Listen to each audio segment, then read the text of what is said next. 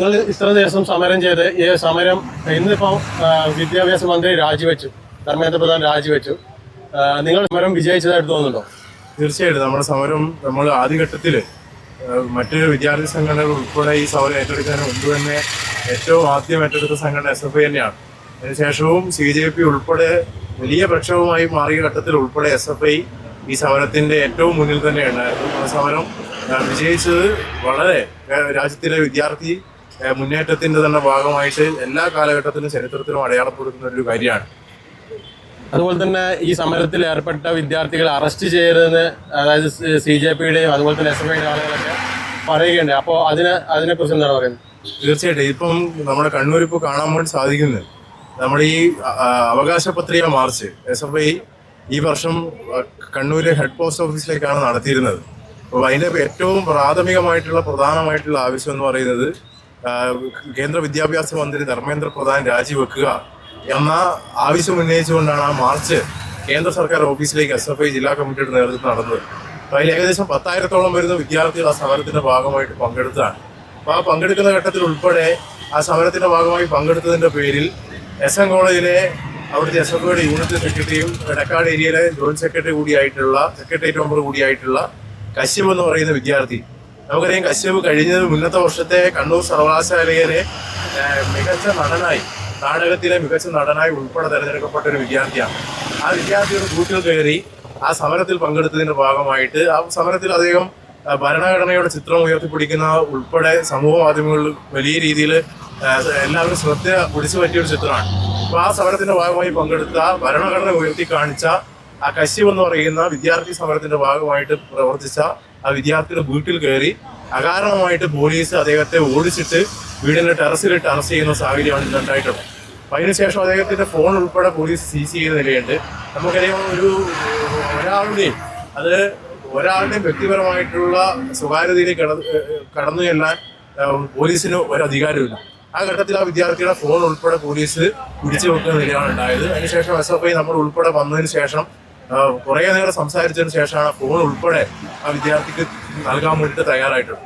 രാജ്യത്ത് ഇത്തരത്തിൽ സമരം സംഘടിപ്പിച്ച മുഴുവൻ സമരങ്ങളിലും ഒരു വിദ്യാർത്ഥിക്ക് പോലും കേസില്ലാണ്ട് വരണം എന്ന് സുപ്രീം കോടതിയും കേന്ദ്ര സർക്കാർ ഉൾപ്പെടെ സമ്മതിച്ചതാണ്.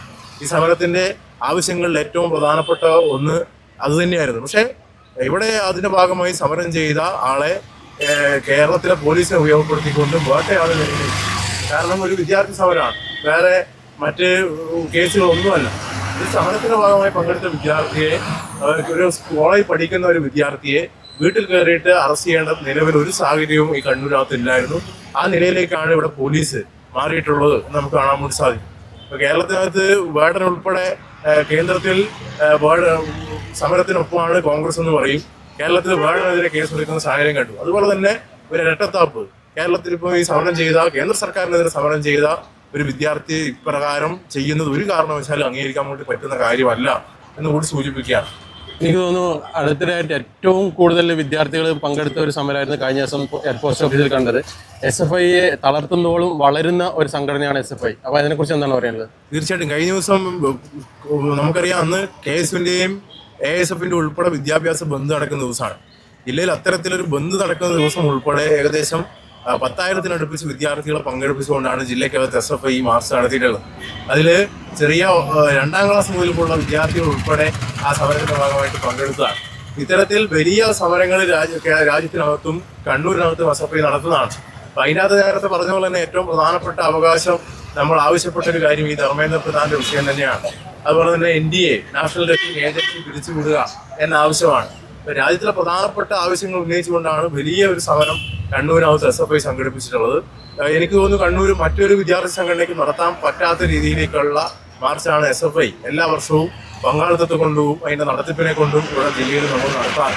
അപ്പൊ അത്തരത്തിൽ ഇങ്ങനെ കേസ് കൊണ്ട് ഇല്ലാതാക്കാം, അല്ലെങ്കിൽ ഇങ്ങനെ ഭയപ്പെടുത്തി ഇല്ലാണ്ടാക്കാം എന്നെല്ലാമാണ് ചില പോലീസുകാരെ ഇവിടുത്തെ കേരളത്തിലെ ഗവൺമെന്റും ചിന്തിക്കുന്നതെങ്കിൽ ഈ കഴിഞ്ഞ കാലത്ത് SFIയുടെ ചരിത്രം നമ്മൾ പരിശോധിച്ച് നോക്കിയാൽ എത്രത്തോളം പ്രയാസപ്പെടുത്താൻ ശ്രമിച്ചാലും, എത്രത്തോളം കള്ളക്കേസുകൾ കൊടുക്കാൻ ശ്രമിച്ചാലും പിന്നീട് ക്യാമ്പസുകളിലേക്ക് വളരുന്ന സംഘടനയായിട്ട് കേരളത്തിൽ എല്ലാ കാലവും SFI അടയാളപ്പെടുത്തിയിട്ടുണ്ട്. അത് കേരളത്തിന്റെ ചരിത്രമാണ്.